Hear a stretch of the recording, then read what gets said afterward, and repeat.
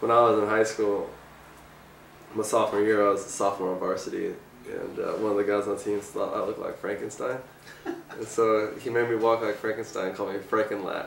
And I was Frankenlat for the rest of the year.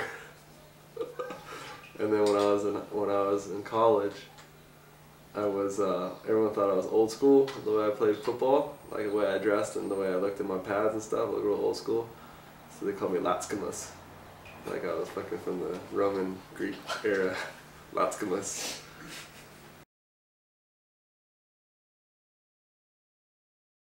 I played rugby 2 years in high school and then 5 years in college, and I played football 4 years in high school and 5 years in college. So I like them both. They're two entirely different games. So if you have the ability to play both, then go for it.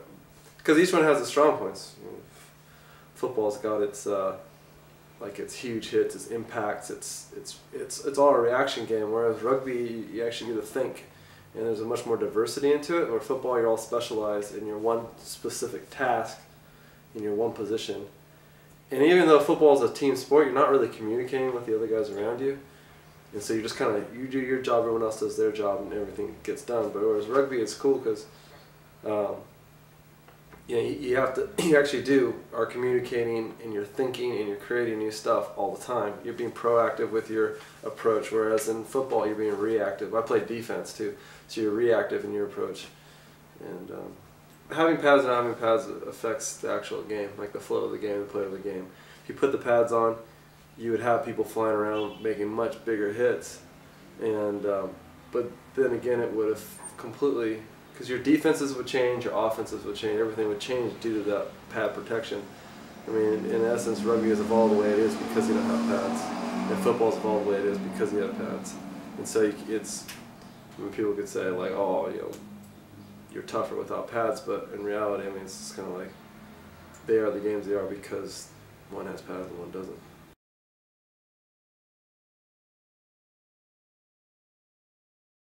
No, it's a very well-run club.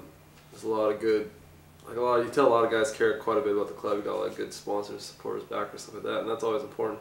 I really like is the fact that like all the guys hang out after the games and stuff like that. I've been on teams where like after the games everyone just goes home and then you don't even see them out that night. And it's, rugby's not just playing the game, but it's the whole experience.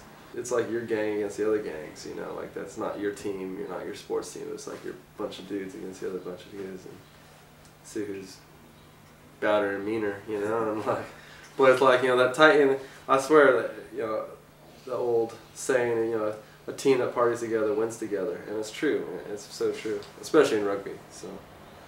Golden Gate definitely has that aspect.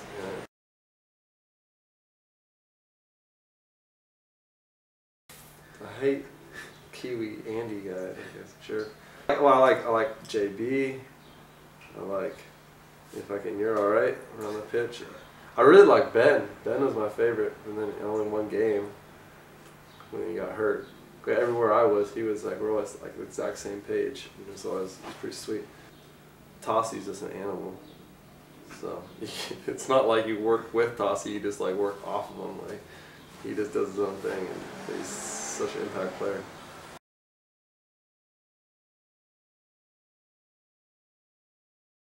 Flanker, blindside flanker. I like because gives you the ability to roam the field. You're not locked into a position. You get a lot of freedom with it, and it also allows you just to run around a lot. You're not kind of waiting for the ball like if I was one of the backs. You're also not kind of stuck to a certain role like a tight forward would be, where your job's just to ruck over or not really get in the back line. But flanker, it's sweet.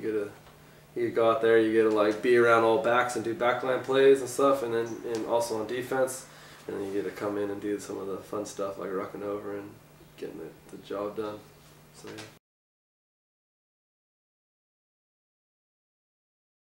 Oh, it's gotta be New Zealand.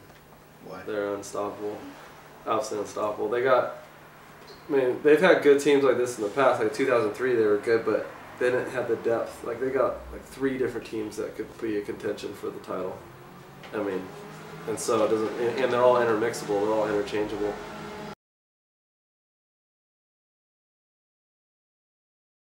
How far away is that? 2000. 45 years? I can't do that. You'd hope the U.S., but no, I doubt it unless a bunch of money comes in a way. Who knows? One of the England, France, Scotland, Ireland, New Zealand, or Australia, or South Africa. Just pick a two. One of those.